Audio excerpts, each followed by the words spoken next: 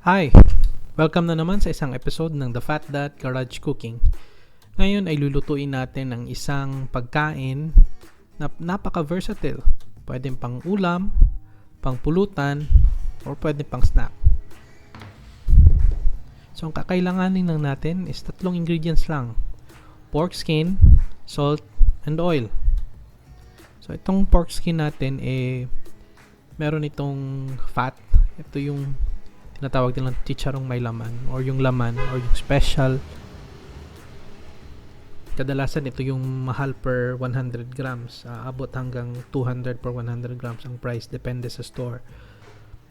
So ito, nabili ko to sa mall around 90 pesos a kilo. So roughly around 1.5 kilo tong nabili ko. So ganyan kapal yung taba niya. So sabi ko nga, napaka unhealthy pero masarap. Lalamasin lang natin ng asin. Estimate nyo lang. At least makover lang yung lahat. Kasi ibibilad pa natin ito. Lagyan na natin konti. Para makover yung lahat. Lahat ng surface.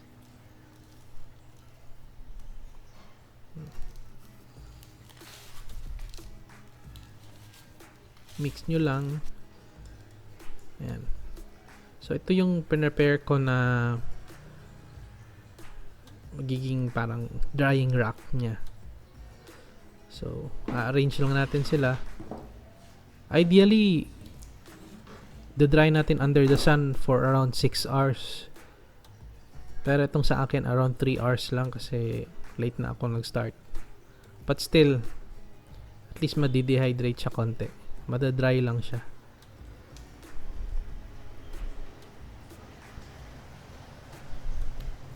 Pwede skin side up, skin side down.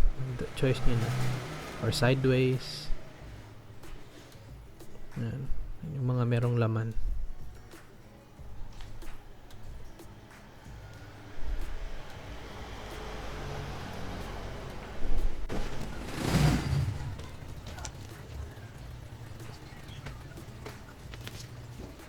Bibilad na natin.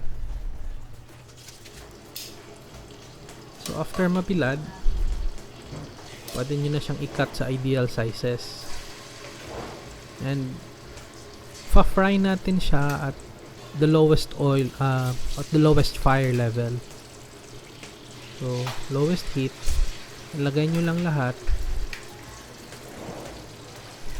This would take about 1 to 2 hours.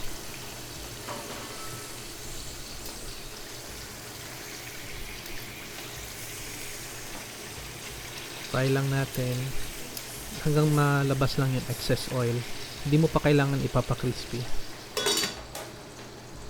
After mga 2 hours, ito na. Kukunin na natin. Ganito ng itsura niya. So, hindi pa siya fully nagiging chicharon. Pero pwede na rin ito. Pero andyan pa yung oil. Hindi pa nakakalabas doon talaga sa mismong chicharon. So, pa-fry pa natin to siya ng second fry. So, kukunin muna natin ito. Ayan. Crispy na yung iba. Ang hirap na tanggalin.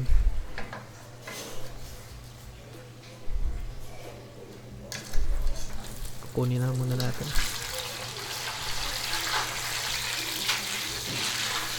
So, hindi ko talaga pag low fire. Sa first fry, dikit pa yung mga mantika. Para i-remove yung excess oil, kailangan natin siyang i-fry ng second time at the highest temperature.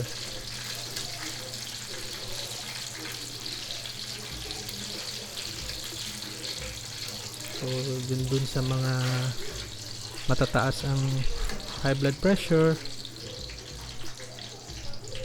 kung kayang iwasan mo na ito. Kasi andyan na yung cholesterol, andyan pa yung asin. But pag wala namang problema, bilhan nyo na ng beer.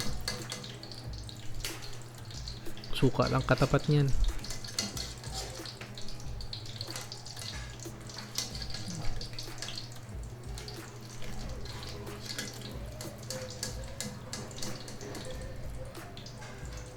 malapit na.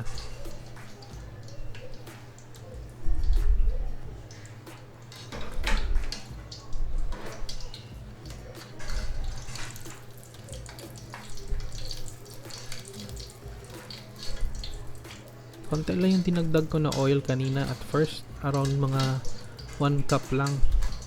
Tapos ito, mga nasa 2 cups na siguro.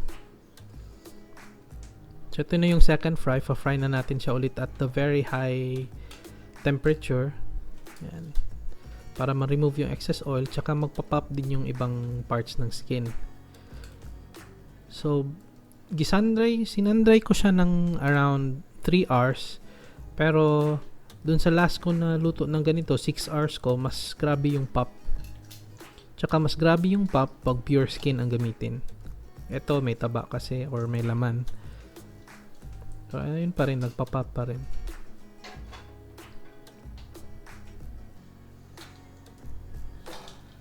Wait lang tayo ng mga 2 to 3 minutes para i-fry sila. Lalabas yung excess oil. Hindi maging oily ang ating chicharon. Oily na siya pero at least malilesen.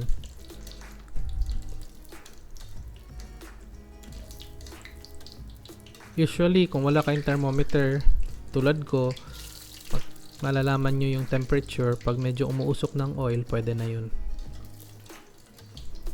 Ayan, medyo nagpa-pop na. Pag lumulutang na sila, yun, parang pwede na rin yun. Check na nga natin yung isa.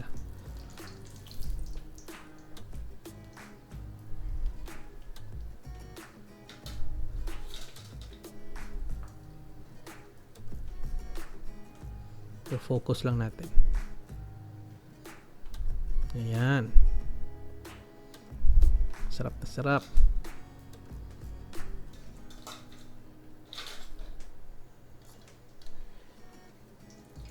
So, ganito lang po kadali. Kailangan lang po ng time para lang maluto ang ganitong klaseng pagkain. Pulutan at pangmeryenda.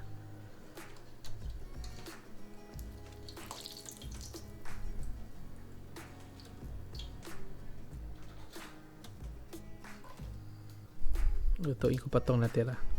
So, yun guys. Para lang dun sa mga matataas ang cholesterol, medyo iwas-iwas lang muna. Pwede lang man tumikim mga 1 or 2 pieces. As long as wala din kayong problema sa heart, okay na rin yun. So, papap lang din to sila. So, for the sausawan, choice nyo na yun kung sukang may bawang, pinakurat. I'll be posting a video soon paano ko ginagawa yung pinakurat.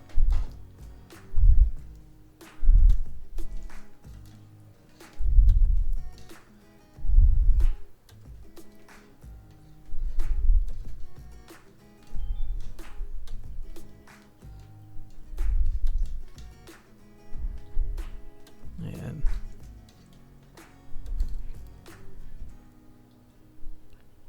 Subscribe lang kayo guys kung gusto nyo pa makakita ng mga ganitong food. Tsaka ma-alert kayo kung anong video meron tayong na-upload next time.